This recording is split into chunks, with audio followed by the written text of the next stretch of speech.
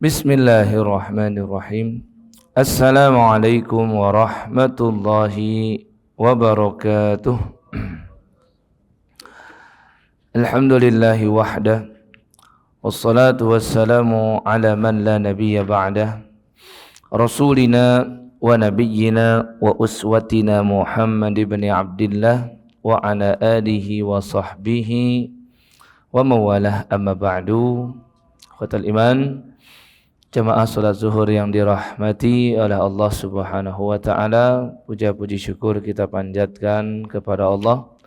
Allah pertemukan kita kembali di siang hari yang cerah ini di majlis ilmu yang dapat mengingatkan kita kepada Allah Azza wa Jalla, yang dapat memperbaiki amal ibadah kita. Dan Nabi sallallahu alaihi wasallam sampaikan dalam hadis yang sahih, talabul ilmi faridatun ala kulli muslim. Menuntut ilmu, terlebih lagi ilmu syariat, itu adalah sebuah kewajiban bagi setiap muslim. Maka Nabi mengajarkan kepada kita agar setiap kali kita menuntut ilmu, membaca doa seperti yang beliau ajarkan, Allahumma allimni ma yanfa'uni wanfa'ni bima 'allamtani wazidni ilman. Ya Allah, allimni ma yanfa'uni, berikan aku ilmu yang bermanfaat untukku, wanfa'ni bima 'allamtani, dan beri aku manfaat dari ilmu yang engkau beri, wazidni ilman, dan beri aku tambahan ilmu. Semoga majlis ilmu ini senantiasa membuat kita bertambah keimanan, bertambah kecintaan kepada Rasulullah SAW, dan melahirkan amal soleh dalam kehidupan. Amin ya rabbal alamin. Tak lupa salat dan salam kita sampaikan kepada Nabi besar Nabi Muhammad sallallahu alaihi wasallam. Jemaah salat zuhur yang dimuliakan Allah, di kesempatan kali ini dengan izin Allah kita lanjutkan lagi kitab kita, lebih dari 1000 amalan sunnah dalam sehari semalam. Dan jika sebelumnya kita telah menyampaikan hal-hal sunnah Nabi yang berkaitan dengan ibadah solat, yaitu berupa perbuatan, sampai kepada huruf K, membaca Al-Quran dengan tartil dan merenungkan makna bacaan tersebut. Karena Allah perintahkan warattilil Qur'ana tartila dalam surat Al-Muzammil ayat yang keempat, dan bacalah Quran dengan cara yang tartil. Maka sekarang kita masuk ke halaman 68, beberapa gerakan-gerakan solat dengan rincian gambarnya. Di halaman 68 ada sunnah Nabi dalam ruku'. Nabi sallallahu alaihi wasallam yang pertama melakukan menggenggam kedua lutut dengan kedua tangan dalam keadaan jari jemari merenggang ketika dalam posisi ruku'. Yang dimaksud batok lututnya tidak di atasnya sedikit, tidak pula di bawahnya sedikit. Persis seperti gambar yang ada lingkarannya itu, dan jari jemarinya direnggangkan, jangan dirapatkan. Merenggangkan jari ini untuk memudahkan dalam penggenggaman. Dan memang demikian adanya yang dideskripsikan oleh beberapa sahabat. Nabi SAW amkana kaffaihi ala rukbataihi wa farraja baina asabihi. Nabi menempatkan kedua telapak tangannya pas di batok lututnya. Kemudian wa farraja baina asabihi. Farraja itu dilebarkan, begini yang direnggangkan. Kemudian meratakan punggung ketika ruku', ini juga disampaikan oleh para sahabatnya. Di antaranya yang kami ingat riwayat Ali bin Abi Thalib. Ia bercerita Nabi SAW idza raka'a, jika beliau ruku', maka idza wada'a atau wudi'a qadahun min ma'in lam yuharaq, seandainya diletakkan itu segelas air maka tidak akan tumpah. Yang ketiga, Nabi SAW memposisikan kepala ke depan atau sejajar dengan punggung hingga tidak nunduk dan tidak juga mendongak. Kalau nunduk berarti membuat pandangannya ke ruang antara kedua kakinya, atau bahkan sampai dia memperhatikan orang di belakangnya. Kalau dia mendongak berarti dia menyaksikan kedua kaki orang depannya atau memperhatikan sarung orang di depannya. Ya, kalau bergambar gajah nanti dia merhatiin tuh, gajah kok duduk gitu kan. Kalau memperhatikan brand yang lain nanti dia kepikiran. Makanya pandangan matanya tetap ke arah tempat sujud ya, lurus dengan punggung. Kemudian yang keempat, merenggangkan siku kedua lengan hingga menjauh dari kedua sisi tubuhnya. Ini yang biasanya rawan ya di tengah ikhwan, di tengah kaum muslimin. Biasanya sikunya tidak diluruskan. Di gambar kita bisa lihat itu lurus. Dan sikap lurus ini membuat ya kakinya harus lebih ditekuk atau dilengkungkan. Oleh sebab itu memang yang namanya beribadah itu sangat ditunjang oleh tubuh yang sehat. Itulah kenapa tubuh yang sehat ini patut untuk senantiasa kita syukuri, karena membuat ibadah kita semakin sempurna. Nabi kalau bangun tidur, beliau di antara bacaan yang beliau baca adalah alhamdulillahilladzi afani fi jasadi wa radda alayya ruhi wa adzina li bidzikri. Biasanya mungkin kita baca alhamdulillahilladzi ahyana kan ba'dama amatana wa ilaihin nusyur. Ya, itu hadis sahih juga itu. Ya, tapi di antara bacaan Nabi yang lain adalah mensyukuri nikmat sehat ternyata. Alhamdulillahilladzi, segala puji bagi Allah yang afani fi jasadi, telah menyehatkan jasad atau tubuhku. Waradda alayya ruhi, mengembalikan ruh pada jasadku. Wa adzina li bidzikri, dan mengizinkanku untuk berzikir mengingatnya. Nabi juga bilang apa? Man asbaha minkum mu'afan fi jasadi. Siapa yang bangun di pagi hari dalam kondisi tubuhnya sehat wal afiat, aminan fi sirbi, mendapat rasa aman di tempat tinggalnya. Masya Allah, negeri kita ini aman sentosa sudah 80 tahun Allah berikan karunia ini.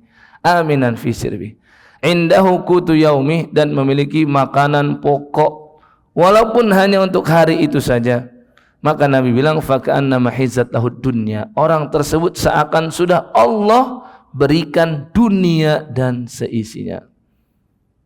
Apa sebabnya? Kata para ulama, karena begitu besarnya nikmat sehat. Di antaranya kita bisa melakukan gerakan sholat dengan sempurna. Ruku ini memang butuh effort yang luar biasa. Makanya rawan sekali kita lihat makmum itu mendahului imam kalau dari ruku menuju i'tidal. Karena di antara alasannya enggak betah lama-lama ruku, pengen segera i'tidal. Ya, apalagi kalau sudah yang mengalami kemajuan ya pada perutnya, itu kan semakin tidak nyaman ketika ruku ya. Itu bukan hanya jamaah yang merasakan, saya juga merasakan itu ya. Nah, makanya penting sekali ya ketika ruku, tangan itu diluruskan, sikunya tidak membengkok, tidak begini ya. Banyak kan yang begini, jadi punggungnya sudah lurus benar, letak tangannya sudah benar di lutut, tapi tangannya dibengkokkan. Kalau diluruskan berarti membuat melengkung, lebih melengkung ke dalam atau ke belakang lagi itu kaki atau lututnya. Seperti di gambar ini ya. Nah, kemudian berikutnya sunnah Nabi dalam sujud. Nah, ini juga nggak kalah penting, ruku dan sujud. Dua ini memang sangat penting jamaah, karena Nabi pernah menspil dua gerakan ini yang menyebabkan sholat seseorang tidak diterima selama 60 tahun. Yang sering kita ulang-ulang hadis itu ya. Dalam Musnad Imam Ahmad dari jalur sahabat Abu Hurairah, Nabi mengatakan inna rajula la yusalli sittina sanatan wa ma tuqbalu lahu salatun. Sungguh ada seseorang yang solat selama 60 tahun tidak ada satupun solatnya yang diterima. La'allahu yutimmur ruku' wa la yutimmus sujud. Kata Nabi, boleh jadi penyebabnya ruku'nya sudah benar tapi sujudnya tidak benar, Aw la'allahu yutimmus sujud wala yutimmu ruku'. Atau kebalikannya, sujudnya sudah benar tapi rukuknya tidak benar. Makanya dua-dua ini sangat penting. Dan di dalam Al-Quran itu sering Allah membahasakan sholat secara keseluruhan hanya dengan dua gerakan ini, rukuk dan sujud. Isyarat maksudnya sholat, bukan cuma rukuk dan sujud doang. Misalkan di Al-Imran ayat 43, surat ketiga ayat 43, perintah Allah kepada ibunda Maryam, ya Maryamu qunuti li rabbiki wasjudi warka'i ma'ar raki'in. Wahai Maryam, taat dan patuhlah kamu kepada Rabbmu Allah, wasjudi warka'i ma'ar raki'in, dan sujud rukuklah kamu bersama orang-orang yang ruku. Apakah maksudnya cuma sujud dan ruku? Tidak, ini maksudnya sholat. Makanya dalam Quran itu sering sholat dibahasakan dengan ruku dan sujud. Apa alasannya? Kata para mufassirin, karena betapa pentingnya dua gerakan ini. Wa aqimus sholata wa atuz zakata warka'u ma'ar raki'in. Itu semuanya sholat maksudnya. Maka sujud juga harus kita perhatikan. Dan Nabi bersabda apa? Aqrabu ma yakunul abdu min rabbihi wa huwa sajid. Kondisi seorang hamba paling dekat dengan Rabb-nya adalah tatkala dia sedang sujud. Bahkan kepala yang paling kita muliakan, yang Allah ciptakan letaknya paling atas ketika sujud, berubah posisinya lebih di bawah daripada, mohon maaf, bokong kita sendiri. Dan yang kita baca satu, subhana rabbiyal a'la, kondisi kita paling hina dan rendah. Bacaan yang dibaca adalah maha suci Allah yang maha tinggi. Ya, makanya sujud sangat penting. Yang perlu diperhatikan, yang pertama, menjauhkan kedua tangan dari kedua sisi tubuh, artinya dilebarkan. Tapi ingin kami tegaskan di sini, untuk poin yang pertama ini hanya dianjurkan buat dua golongan saja. Yang pertama, kalau sholat sendiri seperti sholat sunnah. Yang kedua, kalau menjadi imam.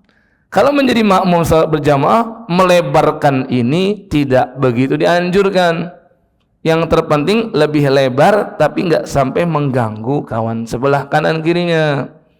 Kadang-kadang kalau seorang muslim hanya mendengar tekstual ini saja, maka yang dia lakukan adalah setiap mau sujud dia pokoknya harus duluan membalap kanan kirinya supaya dia bisa dilebarkan. Habis duduk antara dua sujud juga begitu, yang ingin dia tuju segera sampai ke bawah agar bisa dilebarkan. Ini bisa mengganggu saudara muslim dia yang di kanan dan di kirinya. Ya, maka Nabi SAW bersabda, ala kullukum munajin rabbah.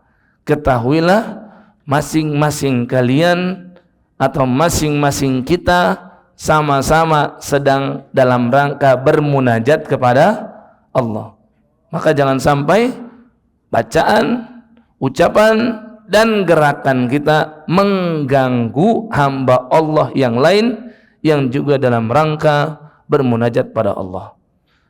Makanya para ulama memberikan kaidah, tarkus sunnati aula minal uziyah. Meninggalkan sesuatu yang hukumnya sunnah. Maksudnya dalam perspektif fikih dia hukumnya sunnah, yang artinya dikerjakan menambah pahala, ditinggalkan tidak berdosa, dan tidak memberikan efek apapun pada sholat. Sholatnya tetap sah. Meninggalkan ini lebih utama daripada mengganggu orang lain. Tapi catatannya hukumnya sunnah. Nah, seperti poin pertama, melebarkan ini hukumnya sunnah. Kemudian yang kedua, menjauhkan perut dari kedua paha. Ya, menjauhkan perut dari kedua paha. Oleh sebab itu sebenarnya ketika seseorang ya punggungnya melengkung, ini membuat perutnya semakin dekat pada pahanya. Maka pastikan punggungnya tetap lurus.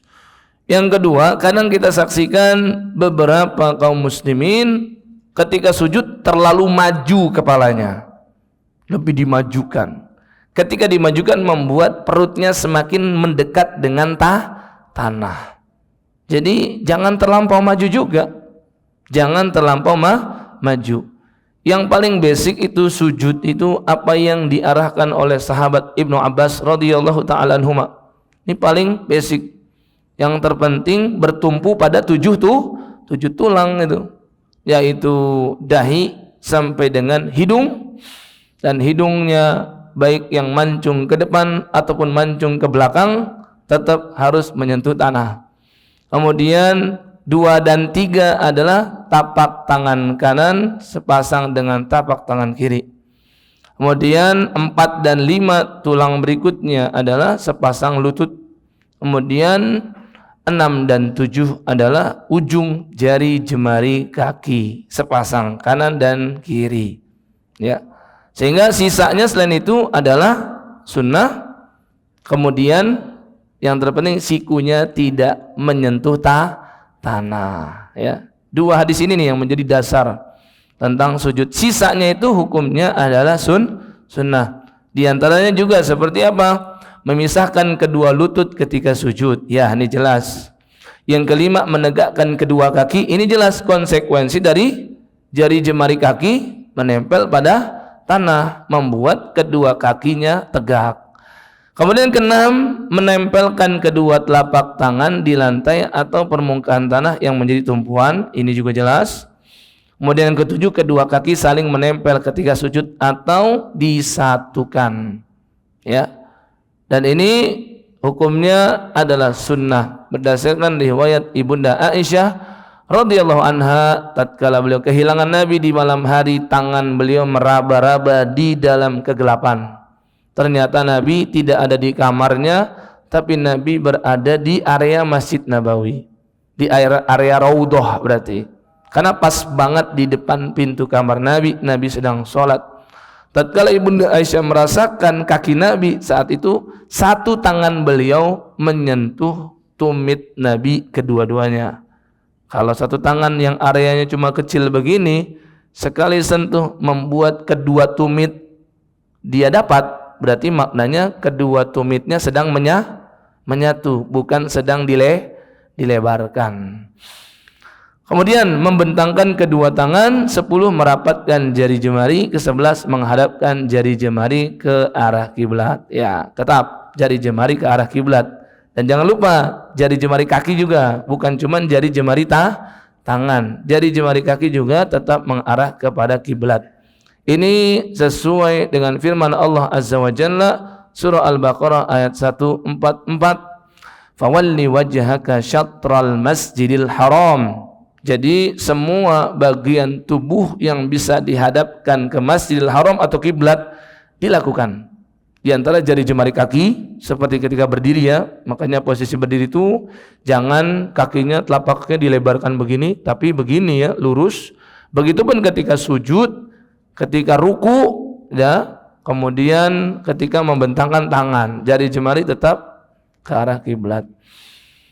Kemudian sunnah Nabi SAW berikutnya adalah ketika duduk di antara 2 sujud. Duduk di antara 2 sujud memiliki 2 cara. Ya betul, duduk iqa'. Tapi perlu kami tegaskan, iqa' itu ada 2. Iqa' yang gak boleh, ada iqa' yang sunnah Nabi. Iqa' yang gak boleh itu iqa'ul kalbi namanya. Kata sahabat, Nabi melarang kami 3 hal dalam sholat. Yang pertama, naqratun kanaqratid dik. Ketika sedang sholat seperti ayam mematuk makanan. Ya cepet banget, belum sampai lurus lagi punggung sudah sujud lagi, belum sampai menyentuh dahi ke tanah sudah duduk antara sujud, begitu terus cepat banget. Ya, sholat versi proklamasi nih yang diselesaikan dalam tempo yang singkatnya. Terus yang kedua adalah Nabi melarang iqa'ul kalbi. Iqa'ul kalbi adalah kedua kakinya bukan menjadi tumpuan pada bokongnya, tapi kaki kanan diselonjorkan di sebelah paha kanannya dan kaki kiri juga diselonjorkan di paha kirinya. Ya, gimana ya cara menirukan ya? Jadi kaki kanannya ada yang bisa nggak? Nanti saya benarkan kalau benar. Nah, ya begitu. Nah, kaki kiri juga begitu. Nah, itu tidak boleh.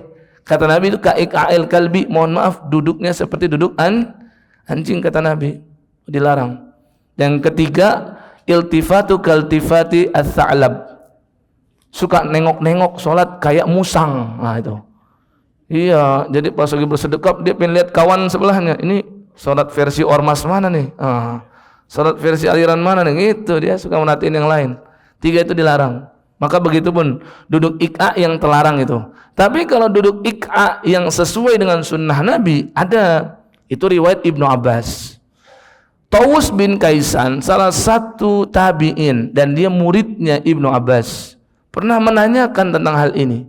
Mungkin dia dengar desas-desusnya dari sahabat lain. Karena kan dulu yang menjadi guru besar enggak cuma Ibnu Abbas, ada Ibnu Umar, ada Zaid bin Sabit, macam-macam. Tawus ini berguru bukan cuma sama Ibnu Abbas, walaupun paling dekat sama Ibnu Abbas.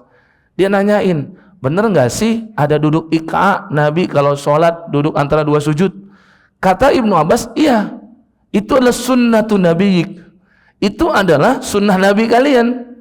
Dalam riwayat lain Ibnu Abbas berkata, minas sunnah, itu termasuk yang diajarkan oleh Nabi. Terus kata Tawus bin Kaisan dengan sahabat-sahabatnya, inna narahu jafaan birijli. Tapi kok kami memandang kayaknya duduk kayak gitu bikin pegel kaki ya, kata dia gitu. Nah, maka Ibnu Abbas menjawab, walau kalian komentar miring tentang itu, tapi itu adalah sunnah Rasulullah sallallahu alaihi wasallam. Ya. Jadi duduk iqa. Jadi kalau duduk iqa apa? Kedua kakinya sama-sama ditegakkan seperti di gambar A tuh ya, ada di lingkarannya. Itu kan bikin pegel memang. Kemudian duduk iftirash. Nah, duduk iftirash kita tahu bersama ya, insyaallah ini ya sudah biasa kita amalkan seperti di gambar B, yaitu di kaki kanan ditegakkan dan jari jemari juga sama tetap menghadap ke arah kiblat. Kemudian waqa'ada alaihi, kemudian kaki kiri dijadikan alas untuk duduk. Namanya juga iftirash. Memang iftirash itu artinya menghamparkan. Allah berfirman di ayat 21 surat Al-Baqarah, ya ayyuhan nasu u'budu rabbakumul ladzi khalaqakum wal ladzina min qablikum la'allakum tattaqun. Di ayat 22-nya, alladzi ja'ala lakumul arda firasyan. Firash, iftirash, ini dari akar kata yang sama. Allah yang telah menjadikan bumi yang bulat ini terasa terhampar seperti rata. Maka sikap iftirash adalah menghamparkan dan meratakan kaki kiri dan dijadikan alas untuk duduk. Sehingga duduk antara 2 sujud bisa 2, bisa kita pilih antara iqa yang benar ya dengan duduk iftirash ya. Kemudian Rasulullah SAW memanjangkan duduk tersebut hingga ada yang menyangka bahwa beliau telah lupa. Ini juga dari riwayatnya. Nabi pernah i'tidal lama betul. Sampai dikira sahabat, jangan-jangan Nabi lupa gerakan berikutnya. Begitupun Nabi pernah duduk antara 2 sujud, lama betul, macam duduk tahiyat gitu. Disangka sahabat, Nabi lupa kali ya. Tapi akhirnya Nabi sujud lagi, kan duduk antara 2 sujud.